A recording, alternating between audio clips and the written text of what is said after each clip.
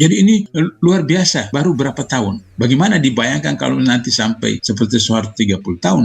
Saya kira semua satu kampung keturunan cucu jadi pejabat itu. Nah, kita lihat dari partai yang paling terkorup, maka kemudian jangan pilih partai-partai yang terkorup selama ini. Kita lihat partai yang paling kecil korup, karena dari 9 partai itu semua kena. Kita pilih yang paling kecil. Dari waktu ke waktu paling tidak 2029 bukan lagi orang kafir yang jadi presiden, tapi mudah-mudahan sudah orang mukmin. Ya betul, saya ini bercanda tapi serius. Kalau 2024 ini kita lepas lagi 2029 orang kafir betul yang jadi presiden.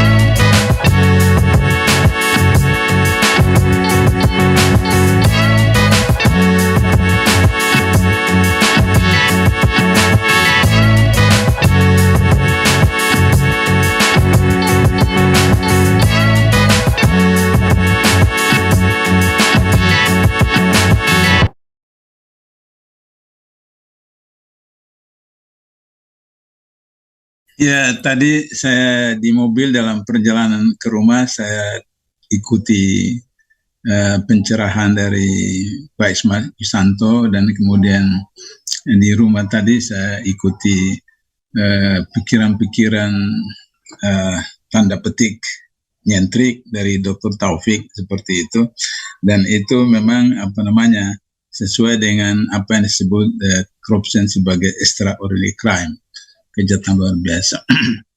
Yang pertama saya ingin sampaikan bahwa ada satu adagium dari seorang profesor dari Barat mengatakan power tend to corrupt. Absolute power, korupsi absolutely. Jadi kekuasaan itu cenderung kepada korupsi. Kekuasaan yang absolut, pasti korupsinya tambah merajalela. Sehingga dan begitu kita lihat bahwa ketika Orde Baru itu disebut dengan executive heavy, jadi kekuasaan eksekutif. Karena itu maka waktu zaman Orde Baru itu DPR itu disebut sebagai tukang stempel. Jadi 3D, datang, duduk, 4D, dengar, tweet. Kenapa? Karena kalau mereka macam-macam direcall oleh partai melalui instruksi dari presiden seperti itu, sehingga korupsinya hanya di eksekutif. Tapi kemudian tidak ada yang dibawa ke pengadilan, karena baik pengadilan mulai dari tingkat 1 sampai tingkat atas, Mahkamah Agung, kemudian kepolisian, kejaksaan berada di bawah kendali presiden eksekutif. Sehingga meskipun korupsinya itu dalam bentuk KKN antara Soeharto dengan keluarganya dan Soeharto dengan teman-teman keturunan Cina, tapi tidak ada yang dibawa ke pengadilan. Nah, ketika reformasi terjadi legislatif happy. Jadi kekuasaan legislasi. Kenapa? Karena tidak ada satu pimpinan lembaga negara di Indonesia yang tidak melalui proses DPR, Kapolri, Jaksa Agung, Panglima TNI, pimpinan KPK, pimpinan MK, pimpinan Komisi Yudisial, Mahkamah Agung, Hakim Agung, kemudian Ombudsman, semua itu ditentukan oleh DPR. Sehingga DPR begitu punya luar biasa kekuasaannya. Maka kemudian tadi dijelaskan oleh Pak Ismail maupun Pak Taufik tentang bagaimana kos politik yang begitu luar biasa, karena untuk menjadi seorang anggota DPR, DPRD, kabupaten, kota, wali kota, dan seterusnya, saya pernah katakan bahwa 2019 itu Gubernur Kalimantan Selatan itu menghabiskan 700 M, jadi hampir 1 triliun, 700 M untuk menjadi Gubernur Kalimantan Selatan. Kenapa? Karena tadi yang disebutkan oleh Pak Taufik dan Pak Ismail, di sana tambang itu luar biasa, khususnya batu bara dan seterusnya seperti itu. Nah, jadi untuk bisa mempertahankan itu, maka dibuatlah peraturan undang-undang yang kemudian mempertahankan hegemoni itu. Misalnya parliamentary threshold dan presidential threshold. Jadi itu adalah yang disebut dengan political corruption, korupsi politik. Jadi seakan-akan itu dianggap itu baik, tapi sebenarnya untuk mencapai tujuan kelompok tertentu. Jadi misalnya kalau ada satu partai yang punya kursi DPR pusat 5 orang, itu tidak bisa jadi anggota DPR pusat karena tidak mencapai parliament threshold yang 4%. Nah, begitu juga untuk mengajukan capres-cawapres, dia punya calon, dia punya kader, dia punya pimpinan yang kualifikasinya sangat tinggi, tapi kemudian tidak bisa mengajukan capres-cawapres karena tidak mencapai presiden threshold. Sehingga dengan begitu maka selalu saja capres-cawapres itu diajukan oleh partai-partai yang berada pada koalisi yang dikuasai oleh oligarki tadi itu. Itu problem kita sekarang. Sehingga sekarang yang terbaru adalah kasus Menko Info yang kemudian ternyata kerugian sekitar 8 triliun dan kemudian menurut Kejaksaan Agung ada 5 orang yang sudah diproses dan kemudian akan berkembang. Ini yang selalu saya katakan bahwa kalau pencurian 362 itu bisa dilakukan oleh seorang diri. Mencuri mobil, mencuri motor, mencuri ayam di kampung, bisa sendirian. Tapi kalau korupsi tidak bisa dilakukan oleh seorang. Mesti lebih dari 1 orang. Apakah dia dengan atasannya, dia dengan bawahannya, atau dia dengan temannya. Saya sudah pernah katakan ketika saya masih di KPK, kasus korupsi yang ditangani oleh KPK itu 42% itu berkaitan dengan pengadaan barang dan jasa. Dan hari ini itu 70%. Nah, pengadaan barang dan jasa itu melibatkan pengusaha dengan pejabat. Maksudnya 70% dari seluruh total pengeluaran APBN? Bukan, 70% yang ditangani oleh KPK, korupsi yang ditangani itu berkaitan dengan pengadaan barang dan jasa. Padahal setiap tahun pengadaan barang dan jasa kita itu 35% dari APBN itu untuk pengadaan barang dan jasa.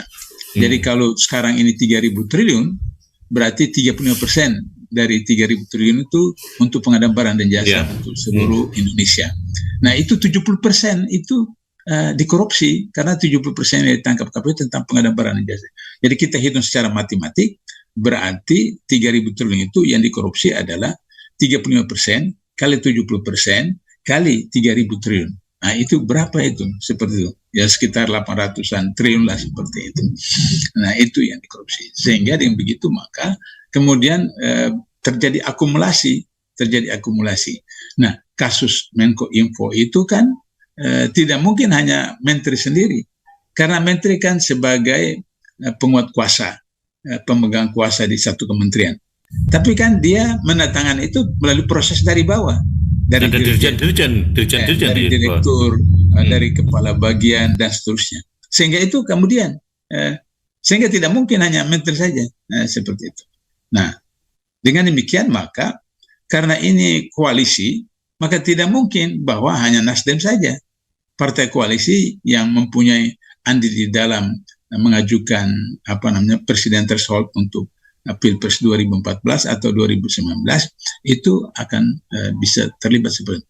Oleh karena itu kalau misalnya kita lihat zaman reformasi, Gus Dur jadi korban, beliau sendiri jadi korban,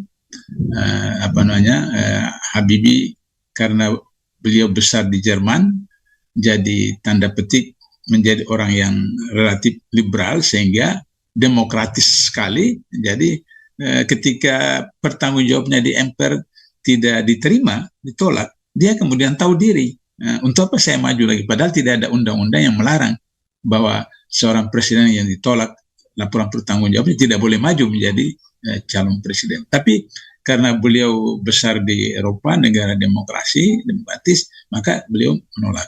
Nah, begitu juga ketika kemudian Gus Dur, kemudian Megawati, korupsinya karena waktunya terbatas, ya, maka korupsinya juga terbatas. Tapi korupsi pada Megawati itu cukup signifikan karena menyangkut BLBI yang sekian triliun seperti itu.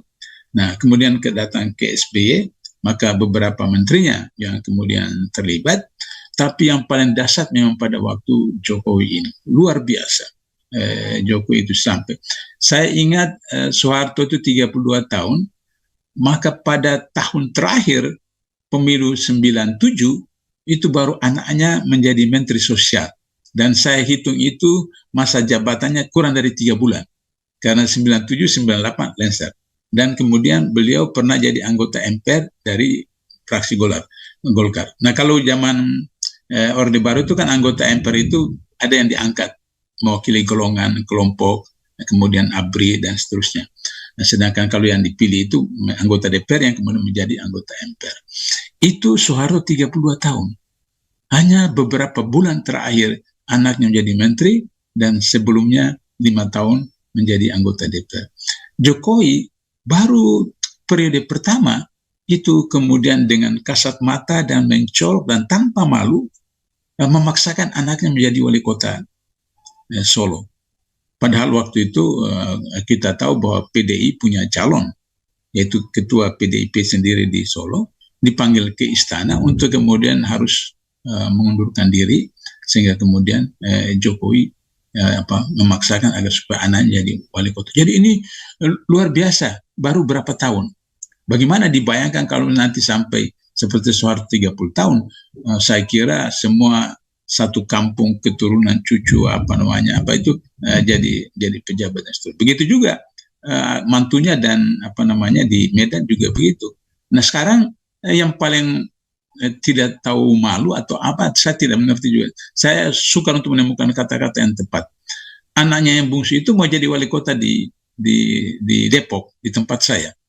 Jadi udah dipasang spanduk Kaisang itu. Kemudian tahu-tahu datang lagi reaksi dari masyarakat, pasang lagi spanduk. Kami tolak Kaisang seperti itu. Jadi belum apa-apa sudah perang spanduk seperti itu. Nah, ini kan tidak punya malu seperti itu. Kenapa? Karena problemnya adalah bahwa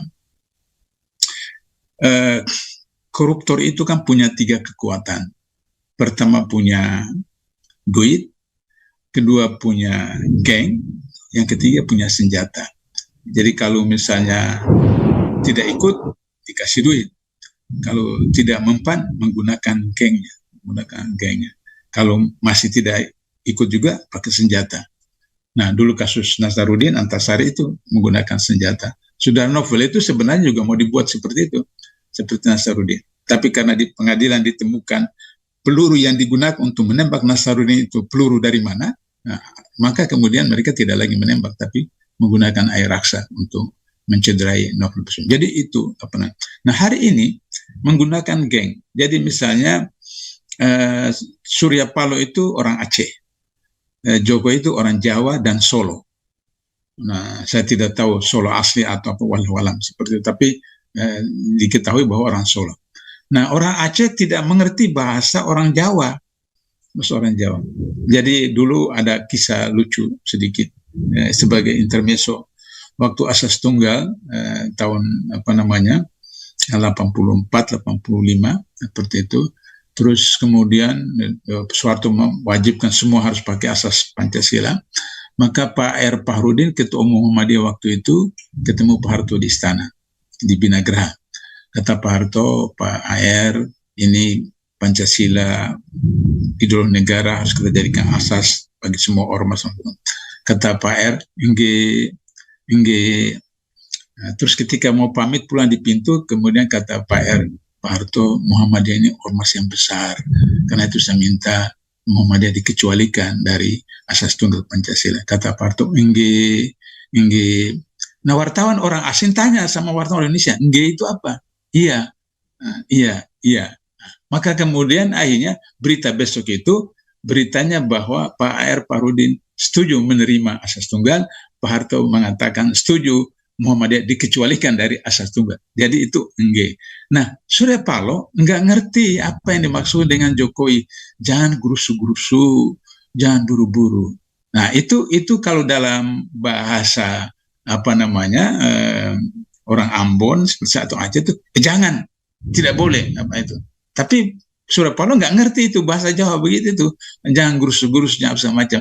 Nah, Surya Paloh terus aja kan, maka kemudian mulai satu persatu dipreteli, mulai dengan Menko Info, kemudian nanti sekarang itu lagi kalau misalnya Golkar macam-macam. Masih ada 2 menteri lagi, Bang. Itu Golkar, kemudian macam-macam lagi Gerindra dan seterusnya. Jadi itu yang disebut dengan absolute power itu adalah corruption absolutely. Jadi kekuasaannya luar biasa sehingga kemudian korupsi itu juga luar biasa.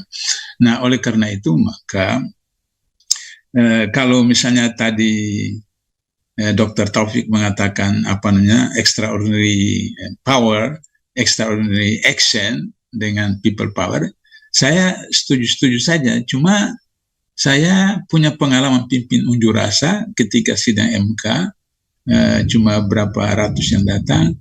Kemudian tahun lalu untuk menghadapi undang-undang Minerba dan undang-undang lain itu cuma berapa orang yang hadir, cuma ratusan orang. Dan jadi sehingga saya, atau yang paling konkret lah, 7 juta yang hadir di Monas. 7 juta yang hadir di Monas, ketika HRS ditangkap, kemana itu 7 juta? Seperti itu. Ya, seperti itu. Jadi, saya gembira kalau misalnya konsep Taufik itu mengulangi 97 atau 67 sampai berhari-hari nginap di Senayan, seperti itu mungkin. Jika tidak, maka saya sarankan agar supaya jangan masyarakat ini mau terima cuma 50.000 atau 100.000 dari caleg atau dari pilpres. Ya memang kalau ada 20 partai, satu partai dapat 100.000, maka kemudian 2 juta. Tapi 2 juta itu hanya untuk 1 bulan, 2 bulan, 3 bulan. Tapi 5 tahun kemudian, Anda akan dibebankan dengan utang yang luar biasa, di mana utang kita sekarang sudah 8.000 sekian triliun, dan kemudian itu sampai 2040-2050 itu anak cucu kita.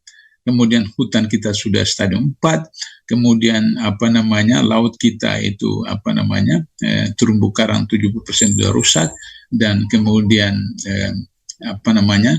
Minerba kita itu memang meningkat ekspornya, tapi yang ekspor bukan pemerintah, yang ekspor itu perusahaan, sehingga pemerintah cuma dapat pajak, tapi uang masuk ke mereka, dan uang dalam bentuk dolar itu tidak masuk di Indonesia, disimpan luar negeri. Nah, seperti sehingga kita mengalami kesulitan dolar untuk membayar utang. Nah, jadi oleh karena itu satu-satunya cara adalah bahwa menggunakan hak pilih dengan cerdas, cermat, untuk kemudian melihat masa depan anak-anak cucu kita. Nah, kita lihat dari partai yang paling terkorup, maka kemudian jangan pilih partai-partai yang terkorup selama ini. Kita lihat partai yang paling kecil korup, karena dari 9 partai itu semua kena. Kita pilih yang paling kecil. Yang paling kecil, baru kemudian calon-calonnya kita lihat yang paling mana baik seperti itu. Bila perlu, kalau 2 sama kualitasnya, kita istihara untuk. Sudah itu baru kemudian jangan dilepaskan. Kesalahan masyarakat hari ini adalah setelah pemilu, setelah pilkada, setelah pilpres, ditinggalkan. Tidak boleh, harus dikawal. Jangan macam-macam, saya yang pilih Anda, saya pernah. Maka kemudian harus dikoreksi perdanya atau undang-undangnya atau peraturannya. Nah, maintenance itu harus dikoreksi terus, sehingga kemudian mereka merasa bahwa mereka diawasi. Kalau kita kan sudah selesai, masa selesai. Sementara ketika anggota DPR dikritik tanggung jawabnya kepada pemilih gimana, mereka katakan, oh sudah kami sudah laksanakan tanggung jawab kami pada waktu berlangsung pemilih itu. Ada serang fajar, ada serang duha, ada serang zuhur, ada serang itu. Yang mereka anggap dari segi bisnis sudah selesai tugas mereka, seperti itu. Nah, sehingga kemudian untuk mengembalikan 700 miliar seperti di Kalimantan Selatan harus proyek-proyek itu seperti itu, sehingga kemudian terjadilah seperti kasus Menko Info seperti itu. Itu barangkali beberapa catatan yang saya sampaikan untuk melengkapi apa yang secara panjang lebar sudah dijelaskan oleh Pak Ismail dan Pak Taufik tadi. Mas Slamet. Iya, Bang Dr. Abdullah Mawa sekaligus diberikan closing statement terkait dengan seberapa kemungkinan ke depan ini, terutama dalam kontestasi politik dan korupsi, apakah IPK-nya semakin tambah rendah atau bisa ditingkatkan, dan seperti apa masyarakat ini bisa menjaga, ikut mengawal proses pencegahan dan pemberantasan korupsi. Bang Abdullah Mawa setidaknya mengambil momentum kontestasi politik ini, Dr. Abdullah Mawa. Jadi yang pertama, ini seharusnya sekarang atau paling lambat Juni itu Presiden sudah bentuk pansel untuk pemilihan pimpinan KPK. Karena 20 Desember ini pimpinan KPK yang sekarang selesai masa jabatannya, dan 20 Desember itu harus pelantikan pimpinan KPK yang baru. Nah, seperti kita tahu bahwa ada kasus BLBI, ada kasus Senturi, ada kasus IKTP, ada kasus Meikarta, ada kasus COVID-19 dan seterusnya, Cipta Kerja dan seterusnya. Itu tidak bisa ditangani oleh KPK kecuali pimpinan KPK dan Presiden diganti. Nah, oleh karena itu maka persoalannya adalah panselnya. Nah, tentu saja Jokowi akan menunjuk pansel orang-orang yang akan memilih pimpinan KPK baru yang akan menyelamatkan dia setelah dia sudah tidak jadi presiden, menyelamatkan dia ketika bagaimana dia gubernur dan wali kota, begitu juga menyelamatkan anak dan mantunya. Oleh karena itu maka saya menyuruhkan, kalau tadi Pak Taufik bicara tentang people power, saya sarankan untuk diarahkan kepada Seknek dan Presiden agar supaya anggota-anggota pansel itu orang yang satu derajat di bawah malaikat saja. Nah, untuk itu maka kemudian itu diajukan oleh akademisi, oleh perguruan tinggi, oleh LSM, oleh aktivis pemberantasan korupsi, sehingga katakanlah misalnya pansel itu katakanlah pasalnya itu biasa 9 orang, 9 orang itu katakanlah 5 orang yang betul-betul integritas profesional, 4 orang punya orang Jokowi, ketika voting masih bisa menang seperti itu. Nah, sehingga demikian maka diharapkan pimpinan KPK yang baru itu bisa kemudian memproses kasus-kasus yang ada dengan cara adalah melakukan sidang maraton, BLBI, IKTP, Senturi, Meikarta, kasus COVID-19, kereta api Jakarta Bandung, IKN dan seterusnya, itu sudah berapa triliun, puluhan triliun kerugian negara itu. Nah, dari situ maka diharapkan akan terjadi perubahan signifikan bagi kepentingan rakyat, bangsa dan negara. Sehingga saya menyarankan Pak Ismail, Pak Taufik, coba suarakan, ajukan kira-kira siapa-siapa yang dikenal punya integritas dan profesional selama ini untuk calon-calon pimpinan pansel KPK, sehingga kemudian Presiden itu terketat komplit untuk mau dan tidak mau ada 1, 2 orang, 3 orang saja, katakan misalnya Bambang Widianto atau Abraham Samad atau siapa yang bisa, Pak Busro misalnya, yang masuk di sana di pansel itu, mudah-mudahan bisa mengamankan pimpinan KPK yang akan datang. Nah, baru kemudian pada waktu yang sama, karena undang-undang KPK yang baru ini menempatkan Dewan Pengawas sebagai penentu tertinggi, maka juga jangan lupa Dewan Pengawas itu untuk kali ini harus juga dipilih oleh pansel.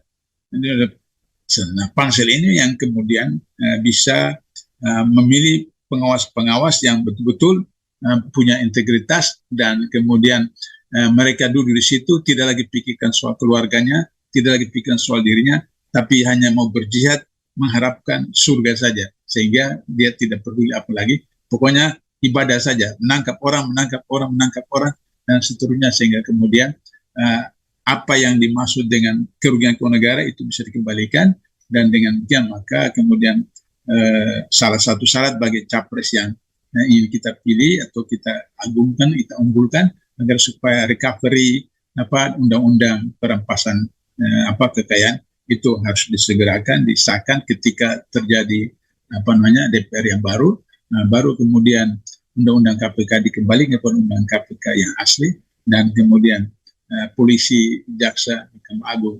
direformasi, sehingga dengan begitu insya Allah bisa diharapkan dari waktu ke waktu paling tidak 2029 bukan lagi orang kafir yang jadi presiden, tapi mudah-mudahan sudah orang mukmin. Ya betul, saya ini bercanda tapi serius. Kalau 2024 ini kita lepas lagi, 2029 orang kafir betul yang jadi presiden. Saya kira itu.